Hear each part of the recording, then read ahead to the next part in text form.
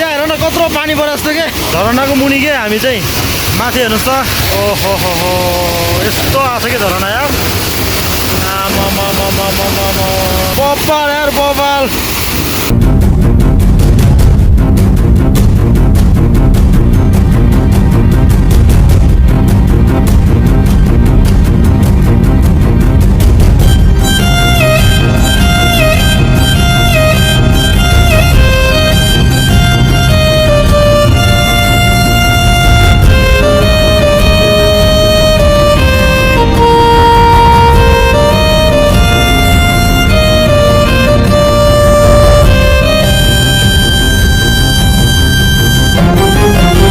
bike त मरै छ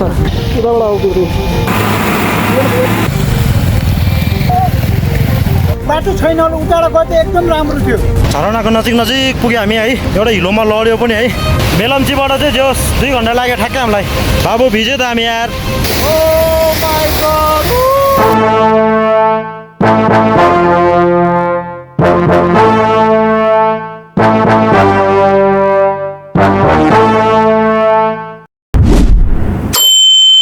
हेलो नमस्ते welcome back to my channel rider Ram blog है फेरि पनि स्वागत गरेँ आज पनि शनिबार भइहाल्यो आज शनिबार फेरि राइड जाने नै भइहाल्यो है सकेसम्म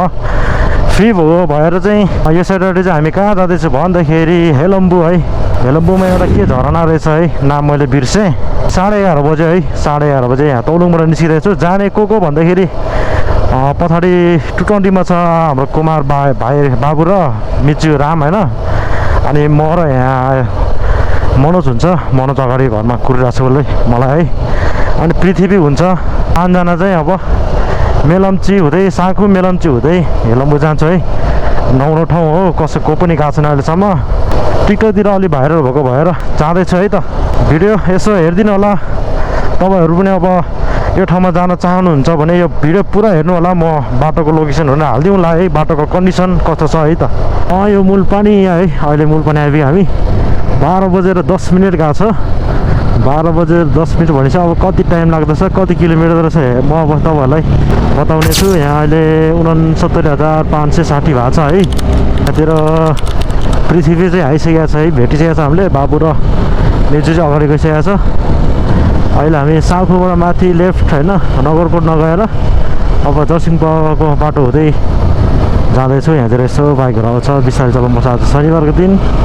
जर्सिङपाकै गेटमा छिरेँ हामी है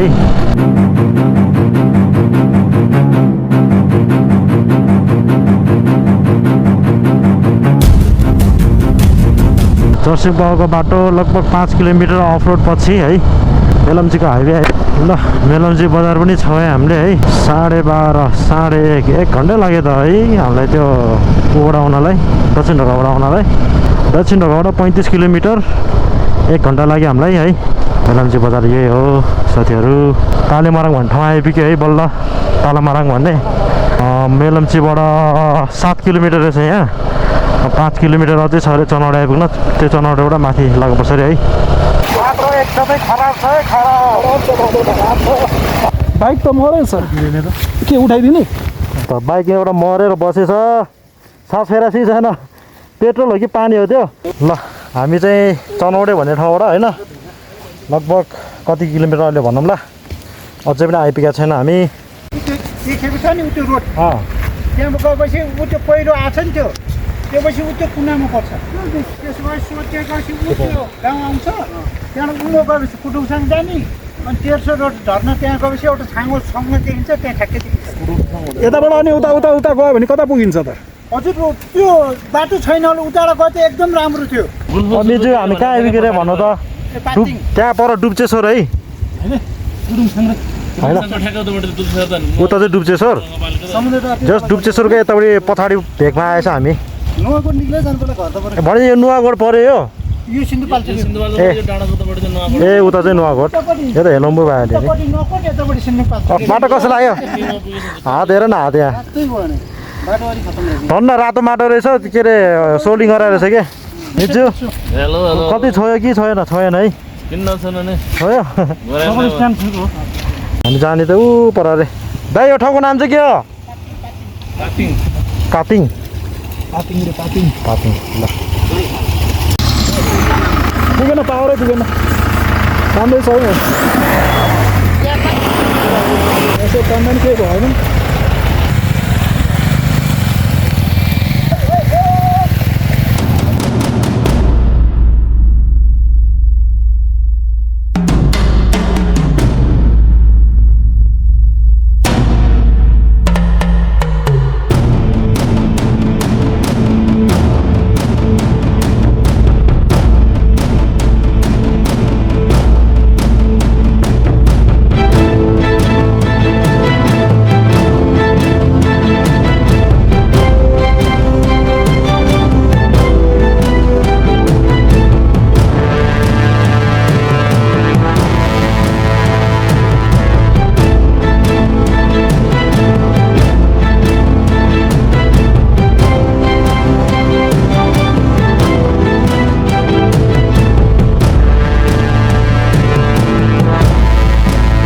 पुग्यो है अब हामी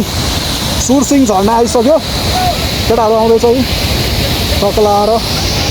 पुरा यस्तो भिडै भिड बेजोग भयो नि आज बिजोग भयो यार लड्यो म त आज त झरनाको नजिक नजिक पुग्यो हामी है एउटा हिलोमा लड्यो पनि है बाइक एक ठाउँमा सानो फुट्यो किलोमिटर कति रहेछ त्यो चनौटेबाट त्यो हेर्न पाएन मैले है अनि फर्किँदाखेरि म हेर्छु किनकि पानी परेर रोक्ने स्थिति छैन क्या बाबु भिज्यो त हामी यार मजाले भिज्यो तर इन्जोय गर्नुपर्छ चेन्ज गर्ने लुगा पनि ल्याएको छ हामीले होइन 12 बजे हामी यो मूलपानीबाट हिँडेको 3:30 बज्यो 3.5 घन्टा लाग्यो हामीलाई है टाइम चाहिँ केटाहरू आउँदैछ मेलम्चीबाट चाहिँ जो 2 घन्टा लाग्यो ठ्याक्कै हामीलाई 1:30 मा हामी मेलम्चीमा थियो 3:30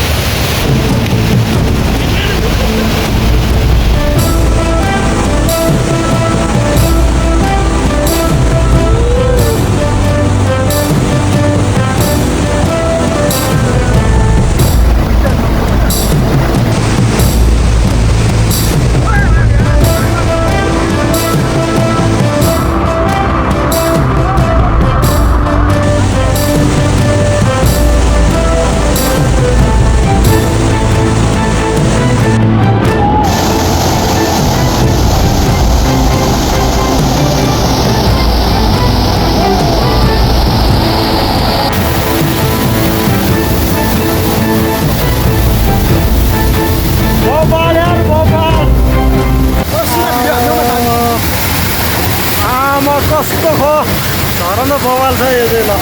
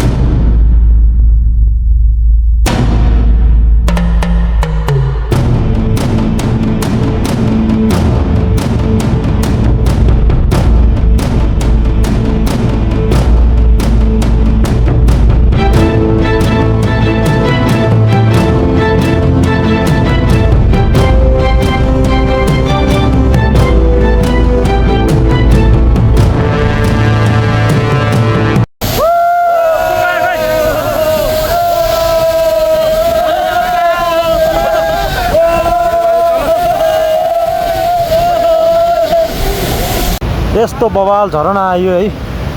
जस झरना धेरै घुमियो है यो जस्तो झरना मैले अरू चाहिँ देखेको छैन है एकदम रमाइलो होइन अब व्यवस्थित पनि गरेर छ यहाँको गाउँपालिकाले भनौँ न जेले भयो नि हाम्रो केटाहरू यहाँ छ अब फर्किन्ला पुरै भिजा छ हामी अब फर्किने तर्खमा छु कति बज्यो भन्दाखेरि है ठ्याक्कै 5:30 भएर छ ओ यहाँ मैले के देखेँ है के देख्यो जुगाले मलाई यहाँ अट्याक गर्नलाई बसिरहेको रहेछ वेट गरेर कत्रो जुगा छ कि फेरि है हेर्नुहोस् न ल आमामा कत्रो ठुलो जुगा है हो यसले रगत खाएपछि झन् कत्रो ठुलो हुन्छ होला होइन ल केही छैन यत्रो मौरीको यस्तो छ सबै आफ्नो पारामा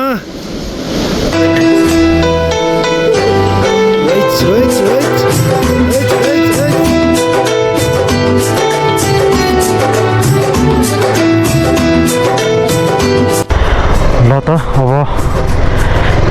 5:45 गयो कति बजी पुग्छ थाहा छैन 3 घन्टा अब 4 घन्टा भनौँ 6, 7, 8, 9 बजे पुग्छ आज हामी यार एक ठाउँमा खाजा खानु पऱ्यो अझ है त्यहाँ पर हेर्नुहोस् त आमा कस्तो ठुल्ठुलो है नाङ्लो जत्रो ल फाइनली हिँड्यो है हामी चाहिँ तपाईँलाई यो भिडियो कस्तो लाग्यो है अनि यो भिडियोमा देखाएको झरना कस्तो लाग्यो लगभग 3.5-4 घन्टा काठमाडौँबाट त आइपुग्नुहुन्छ है अझ सरासर आयो भने त त्योभन्दा चाँडो हुन्छ है हामी बिचमा यताउता के हो ओहो जताततै झरना यहाँतिर त है आमा यो बाटो त डेन्जर छ यार बाटो डेन्जर छ यहाँतिर झरना छ एउटाले रोकिदिइहाल्यो आमामा कत्रो पानी हो हिट आएको हेर न हिट त्यसको बाइकबाट फर्किने क्रममा हामीले चाहिँ लुगा चिसो भएर यस्तो लुगा किनेको छौँ मनोज आजको यात्रा कस्तो भयो हाम्रो ल भन्नु आजको यात्रा कठिनाइ भयो कसो भयो त रमाइलो भयो पानी परेर अलि ऱ्याक भयो है पानी परेर चाहिँ भने यस्तो फोटो भिडियो चाहिँ खिच्न पाएन हामीले त्यहाँ पर चाहिँ इचोक भन्ने रहेछ है यस्तो ठुलो बजार छ यो इचोक यताबाट जानु पऱ्यो हामी होइन अब हामी यहाँ चिया छ चाउचाउ पात्रै छ ल भिडियो चाहिँ हामी इन्ड गर्छौँ है अब भिडियो कस्तो लाग्यो लाइक कमेन्ट गरिदिनु होला